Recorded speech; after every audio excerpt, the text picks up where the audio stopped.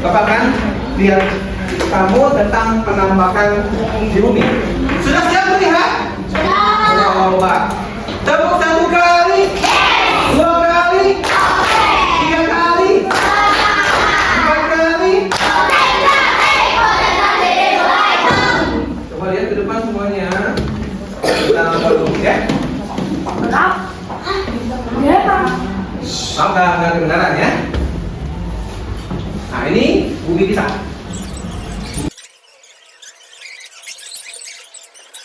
Hari ini, adapun tujuan pembelajaran yang akan kita capai yang pertama adalah melalui kegiatan pengamatan, cerdik mampu menjelaskan jenis penampakan alam di bumi dengan benar. Ya. Kira-kira yang kamu ketahui tentang contoh jenis penampakan alam? Gunung apalagi yang di darat? Yang darat?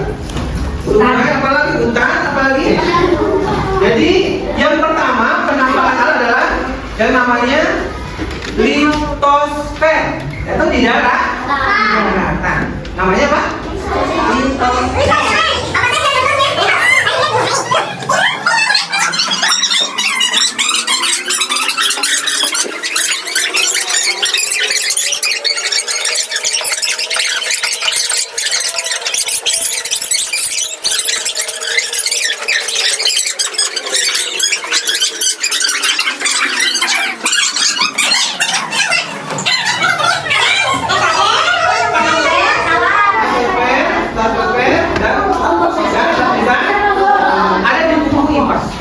Oke, sekarang kita akan buat kelompok. Kita akan diskusi. Oke.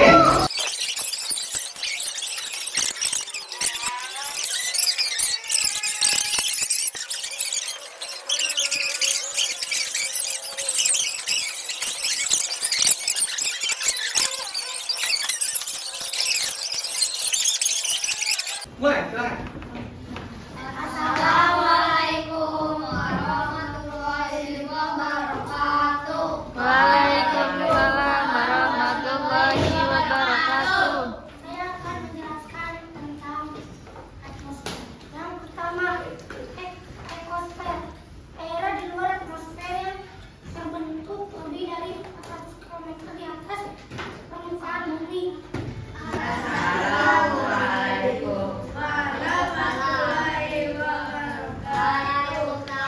Low battery.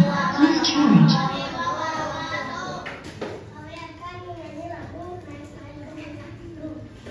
Ya, satu.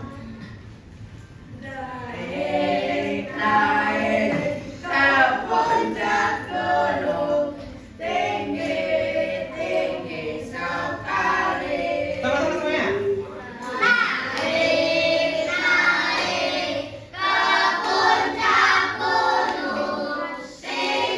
Low battery. Please charge.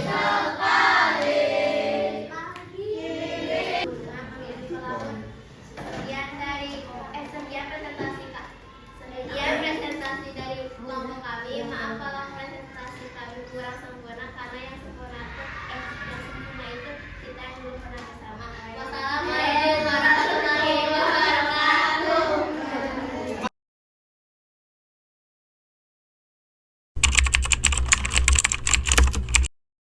Sebenarnya sih untuk pembelajaran yang baru ini ada dua.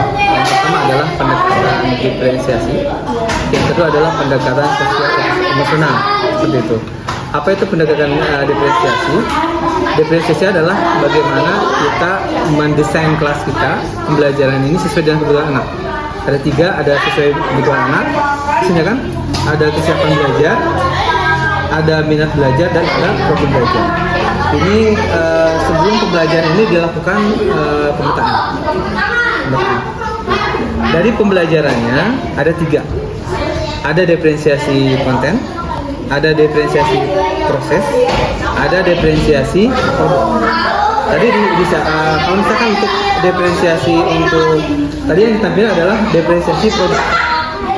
Dari pelajaran setiap kelompok, jadi tidak hanya satu model saja. Tadi kan ada yang nyanyi, ada yang gambar, ada yang buat mind map. Bahkan kemarin mau diusulkan pop up itu yang kayak dimensi itu. Cuma karena terlalu lama, bahannya banyak, akhirnya disingkat saja. Gambar, main net, sambil ceramah, nyanyi seperti itu. Itu untuk apa? Untuk diferensiasi. Kalau misalkan untuk sosial emosional itu adalah bagaimana membuat anak-anak tuh well-being, nyaman. Nah, bagaimana caranya? Dengan awal yang dengan istilahnya bagaimana suasana kelasnya menyenangkan. Bagaimana setiap kita itu mengetahui setiap anak tuh ditekan. Ini masalah di kelas ini adalah nggak makan pagi-pagi tuh. Berangkat nggak makan, besoknya sakit. Kan ditanya setiap hari perasaannya seperti apa. Ketika belajar menghargai orang teman, terus membuat kesepakatan kelas. Terus ketika akhir pembelajaran ada refleksi seperti ini. Terus ketika anak-anak sudah tidak konsentrasi, dibuat presentasi lagi seperti itu. Itu namanya sosial pembelajaran sosial emosional seperti itu. Ya, dua itu. Itu mungkin gambarannya. Ini memang baru sih, baru diterangkan sekarang. Kalau misalkan untuk pertimbangannya pemetaan. Nah, di sini kan ada di sini ada kesiapan belajar. Ini emang saya tuh dari awal pertemuan itu bagaimana kesiapan belajar itu kan anak-anak beda. Ada yang misalnya kalau secara kognitif ada perkaliannya, atau misalkan menguasai atau tidak, ada yang konsentrasi atau tidak. Ini kesiapan belajar. Minat belajar. Mungkin kadang-kadang kan ada yang suka gambar, ada yang suka nyanyi, ada yang suka beda-beda profil seperti beda-beda di sini. Dan ada profil belajarnya. Ada yang belajarnya sama auditory, mendengar gitu. Terus visual sama kinestik itu beda-beda sesuai dengan kebutuhan masing-masing. Itu ketika perancang pembelajaran. Kalau misalkan untuk asesmen, saya juga beda-beda untuk asesmen juga sesuai dengan minat juga. Kamu misalkan suka apa? Suka gambar, ya silakan kamu gambar saja. Nggak hanya soal saja, bukan soal. Jadi misalkan kamu bisa hafalan, jadi hafal saja gitu. Ya sesuai dengan minatnya seperti apa, kesiapan belajarnya seperti apa. Kalau dulu kan beda. Kata guru seperti ini semuanya harus sama. Kalau sekarang sesuai dengan minat anak. Itu.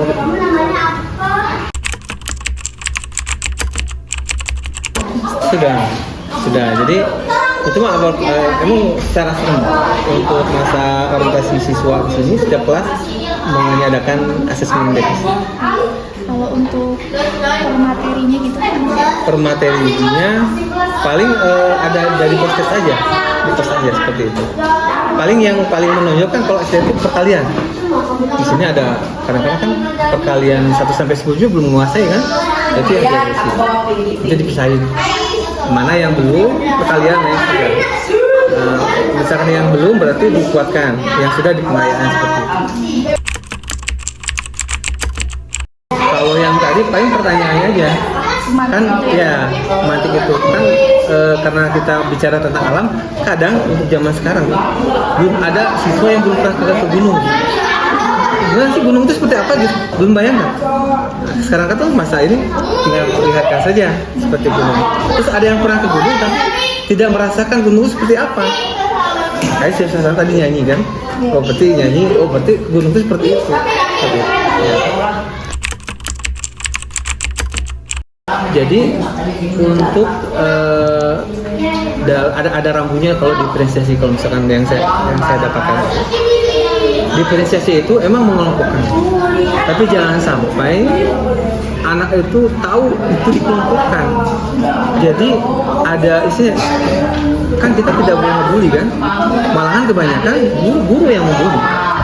Kita ini pintar, itu emang tidak tahu. Nanti selama-lama saya dibawa sama orang-orang yang bodoh, berarti saya orang bodoh seperti itu.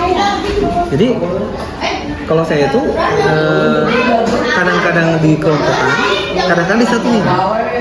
Karena saya punya misi di kelas ini. Yang pertama adalah bagaimana membuat siswa itu bisa bersosialisasi ya. Kalau misalkan orang yang tidak kognitifnya kurang dengan orang yang kognitif disatuin, nanti lebih kurang lagi seperti itu. Tapi kalau misalkan teman sejawat ada saling menjelaskan. itu bisa membantu gitu. Kalau tadi untuk penampakan alam secara acak aja, secara acak seperti itu. Karena kan kalau namanya penampakan alam ini kan istilahnya hanya pernah mengalami atau tidak kan, tidak seperti perkalian kan. Jadi pembagian di perkalian yang misalkan yang ada yang sudah tahu, ada yang belum. Jadi tidak terlalu membutuhkan istilahnya positif yang begitu kuat gitu seperti itu. Hanya pernah dan tidak pernah. Tadi secara acak saja. Ya, secara acak. Jadi dikelompokkannya di apa, di baur gitu. Di baur sehingga anak tuh tidak hanya kelompok itu saja. Jadi bisa ini setiap kelompok beda-beda. Kadang dengan ini digubah lagi seperti kelompok. Kan beda dengan apa? Dengan sekolah menengah atas ya. Karena sekolah menengah atas itu satu guru 2 jam pergi. Kalau kami itu misalkan ibu juga nanti mengalami dari jam 7 sampai siang nanti di kelas. Bagaimana membuat suasana kelas itu nyaman, terus kita tidak membuli. Saya berpenelitian kan yang terjadi pembulian itu 75% di SD. Dan kebanyakan bully itu dilakukan oleh guru. Banyak kan. Kita ngomongin nilai itu bully juga itu. Nilai bully misalkan nilai ini yang paling tinggi. Terus mengumumkan ranking itu termasuk juga seperti itu. Sehingga ada anak yang merasa apa? Saya mau bodoh. Saya mau ranking ke-23 seperti itu. Nah itu dia dalam pembelajaran KSE ini dan diferensiasi atau TLL juga itu berusaha untuk dihilangkan itu. Sehingga bahwa fungsi guru itu bukan hanya maha guru saja, tapi sebagai partner pembelajaran. Seperti itu. Ada lagi?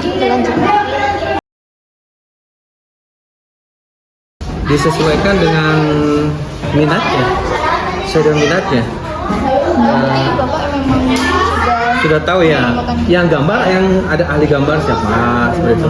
Yang ahli apa, menghafal siapa, yang agak main-main terus siapa, terus yang dia hafalannya kuat siapa, gitu. Itu jadi disesuaikan dengan minatnya. Berarti yang hafalannya kuat masuknya di auditori ya Pak? Iya. Tadi yang main map berarti? Main map. Kalau yang visual berarti yang visual, mana Pak? Yang visual itu yang gambar. Oh, visual yang gambar. Kalau kinestik itu kayak nyanyi. Yang nyanyi tadi Pak. Itu, ya. Jadi banyak gerakan. Kadang kalau saya tuh belajarnya kadang-kadang di kelas, kadang-kadang di luar seperti itu.